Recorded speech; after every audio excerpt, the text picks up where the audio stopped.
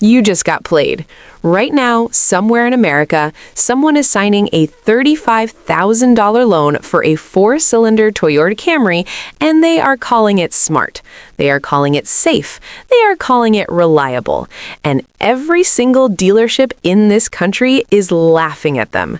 Because while you've been brainwashed, and I will use that word deliberately, while you have been brainwashed by 2 decades of Toyota marketing, the police departments, the taxi fleets, and the airport car services of this country quietly discovered something the manufacturers do not want you to Google, something that the used car industry has been actively hiding in plain sight. There is a car right now sitting on Facebook Marketplace in your city, probably within 40 miles of you, that costs less than your next 3 car payments on that Camry.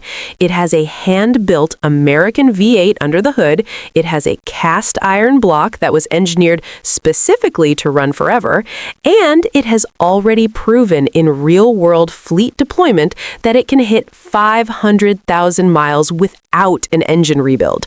500,000 miles. That is not a myth. That is not a forum post. That is a documented fleet record. And we are going to forensically take this car apart, bolt by bolt, line by line, and I am going to show you exactly why this machine is one of the greatest financial decisions any car buyer can make in 2026. The car is the Ford Panther Platform, specifically the 2006 to 2011 Mercury Grand Marquis and the Lincoln Town Car. And if you stay with me through this entire video, you are going to walk away with a step-by-step buying guide, a mechanical checklist, and the specific search terms to type into Facebook Marketplace tonight to find what I call a grandma gem, a low-mileage, one-owner example that some family just liquidated from an estate for $4,500 because they had no idea what they were sitting on. But first, we need to talk about what Toyota has actually sold you. I want you to think about what a modern Toyota Camry actually is in 2026. You are paying $32,000 to $38,000 financed at 6 to 8% interest for a car built around a turbocharged or hybrid powertrain that is, by engineering definition, a complexity bomb. The 2.5-liter hybrid system in the current Camry has a CVT transmission, a continuously variable transmission that Toyota's own service bulletins acknowledge requires replacement in high-stress driving conditions. The hybrid battery pack, expect a $4,000 to $7,000 replacement window between years 8 and 12. The electric motor controllers are software dependent. They receive over-the-air updates. They are managed remotely. You are not buying a car. You are leasing a relationship with a manufacturer who controls what your powertrain does. Now, contrast that with this. This dashboard has a speedometer, a tachometer, a fuel gauge, a temperature gauge. There is no touchscreen, there is no subscription service, there is no app on your phone that needs to be connected for the engine to start. There is a key, you turn it, the engine fires, and you drive. That's it. That is the entire relationship. And here's what makes this a financial lifeboat and not just nostalgia. The total cost of ownership over 10 years on a $5,000 Grand Marquis, including insurance, maintenance, and repairs, consistently comes in under $18,000. The 10-year cost of ownership on that $35,000 Camry, when you factor in financing interest, depreciation, and the inevitable hybrid system service, you are north of $55,000. You are paying $37,000 extra to own a car that is less mechanically simple, more software dependent, and built with components that have a documented replacement lifespan. That is not reliability. That is a subscription to a machine that is designed to need you back at the dealership. Now let's get into the engine, because this is where most automotive YouTube gets it wrong. They say it's reliable and they move on. That is not good enough. You deserve to understand mechanically why this engine survives when everything around it fails. The engine under this hood is Ford's 4.6-liter Modular V8, and the first thing you need to understand is the block itself. This is a cast iron block engine. In the modern era, virtually every manufacturer has switched to aluminum engine blocks. Why? Because aluminum is lighter. Lighter cars get better EPA fuel economy ratings. Better EPA ratings sell more cars. The problem is that aluminum expands and contracts at a dramatically higher rate than iron when subjected to heat cycles. Over 150,000 to 200,000 miles, that thermal cycling causes micro-warping at the cylinder walls, accelerated wear on the piston rings, and eventual compression loss. That is physics. That is not a brand problem. That is a material science problem. Now, the cast iron block of the 4.6-liter Modular does not do that. The thermal expansion coefficient of cast iron is roughly half that of aluminum. The cylinder walls maintain their geometry across 250,000 heat cycles in a way that an aluminum block physically cannot replicate. This is not an opinion. This is metallurgy. Now, the valve train. The 4.6-liter Modular V8 in the Grand Marquis uses a 2-valve per cylinder, single overhead cam. I want you to compare this to what is happening inside a modern turbocharged 4-cylinder, your Toyota RAV4's 2.5-liter turbo, your Honda CR-V's 1.5-liter turbo. Those engines have 4 valves per cylinder, dual overhead cams, variable valve timing actuators, direct injection systems that, by design, carbon foul the intake valves because the fuel is never washing them clean, and turbochargers spinning at 150,000 RPM that depend on oil-based bearings that cannot survive a missed oil change. This engine has none of that. 16 valves, 2 cams, port injection that keeps the intake valves clean, and critically, a duty cycle that was never, ever stressed. Here is a concept that most people have never heard outside of a fleet maintenance office: the under-stressed duty cycle. The 4.6-liter Modular V8 produces 224 horsepower. It produces that power at its torque peak of around 4,750 RPM. But when you are cruising at 70 miles per hour on the highway in this car, the engine is turning at approximately 1,800 RPM. You are operating at roughly 38% of the engine's maximum RPM range. The engine is not working. It is loafing. It is spinning slowly, building oil pressure easily, maintaining low combustion temperatures, and generating almost no stress on the bottom-end bearings, the piston rings, or the valve train. An engine running at 38% of its redline for 200,000 miles is a fundamentally different mechanical object than an engine running at 75% of its redline for the same distance. Police fleets understood this. The Ford Crown Victoria, the mechanical sibling of the Grand Marquis, was the dominant fleet vehicle in North America for decades, specifically because fleet managers understood duty cycle math. When you're paying a mechanic $90 an hour to keep 400 cars on the road, you become very good at identifying which engine will not fail. The Ford 4.6-liter Modular won that contract repeatedly for 30 years. Now, here's where I'm going to be different from every other car channel on YouTube. I am going to tell you the 2 legitimate weaknesses of this car, because hiding them would make me a liar, and you deserve better than that. Flaw number 1, the plastic intake crossover tube. On the 4.6-liter Modular, there is a plastic coolant crossover tube that runs across the top of the intake manifold. It is subject to heat cycling, and it will eventually crack, typically between 80,000 and 120,000 miles. When it cracks, coolant leaks internally, you get a white smoke signature from the exhaust, and if you ignore it long enough, you hydrolock the engine. Dramatic, yes. Expensive? Absolutely not. The replacement crossover tube, an upgraded aluminum unit, costs between $40 and $65 on RockAuto. The labor to replace it, if you're doing it yourself, is a Saturday afternoon with a basic socket set. If you take it to a shop, you're looking at $150 to $250 in labor. That is the entire vulnerability of this engine's cooling system. You fix that one component and the cooling system concern is permanently closed. Flaw number 2, the Lincoln Town Car air suspension. Some Panther Platform cars, specifically many town car trims, came from the factory with air ride rear suspension, airbags, air compressor. The system is known to sag and fail, and a failed air suspension will make the rear of the car sit like a boat anchor. The fix? $120 to $180 coil spring conversion kit. You remove the airbags, you remove the compressor, you install conventional steel coil springs, and the rear suspension concern is permanently and forever eliminated. The car rides lower and stiffer, which most drivers actually prefer.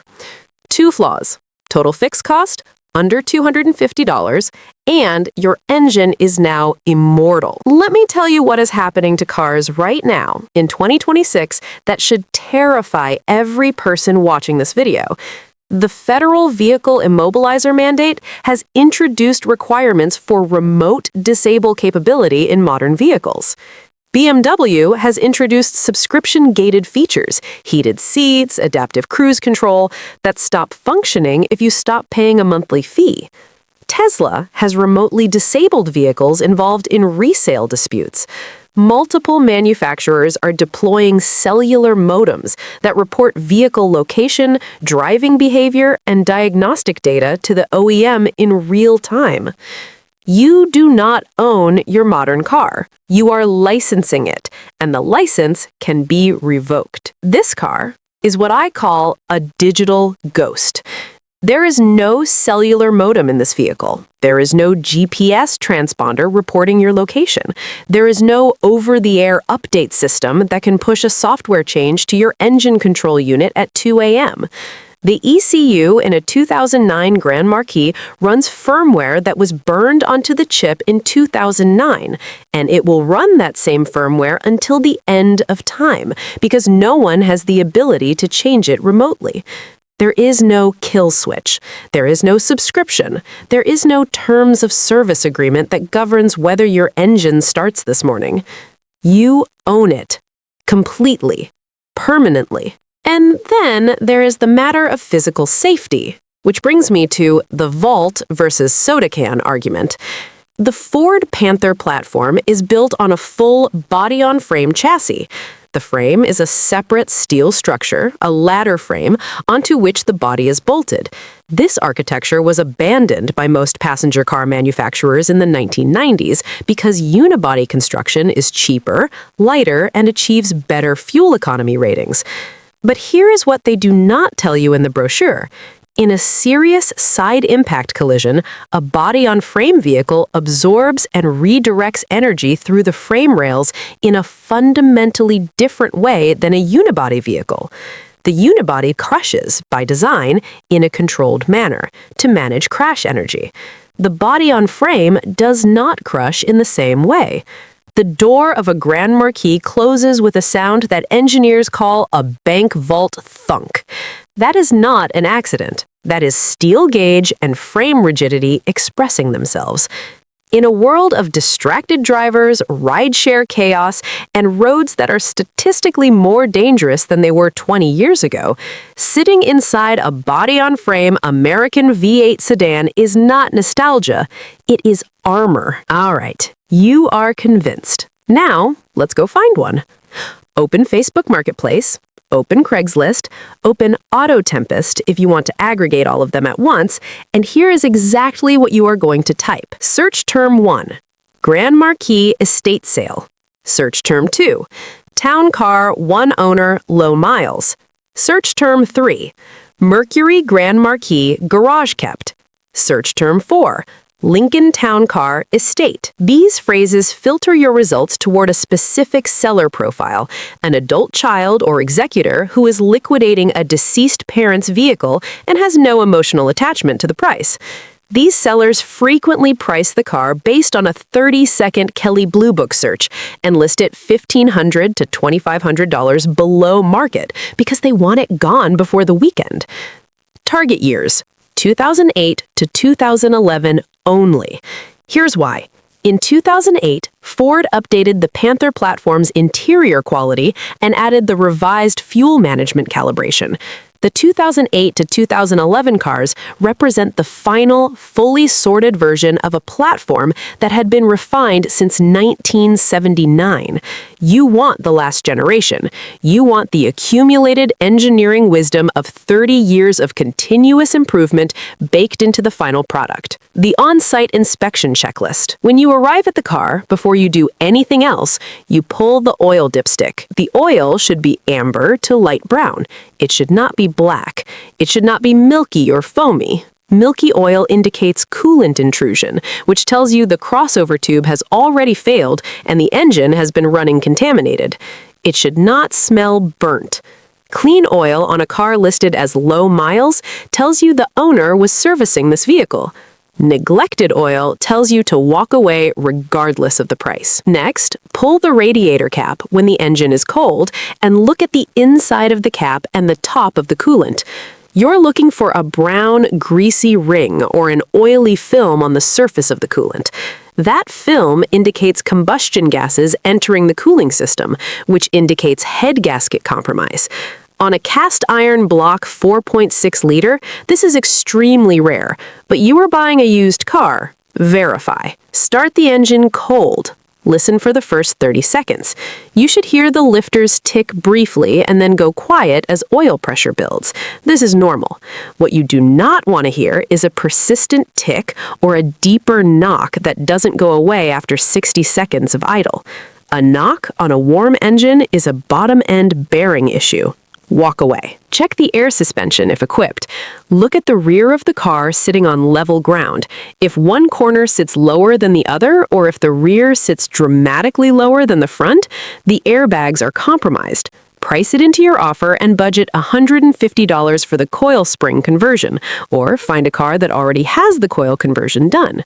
Check for rust at 3 specific locations: the rear lower quarter panels behind the rear wheels, the trunk floor where the spare tire sits, and the subframe mounting points under the front of the car. Light surface rust is cosmetic and meaningless. Structural rust at those subframe points is a disqualifying event. If the car passes all of that, make your offer.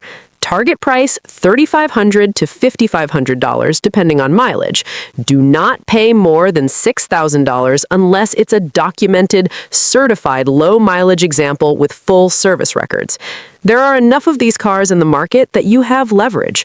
Walk away from sellers who will not negotiate. Another one will appear within the week. Let me leave you with this.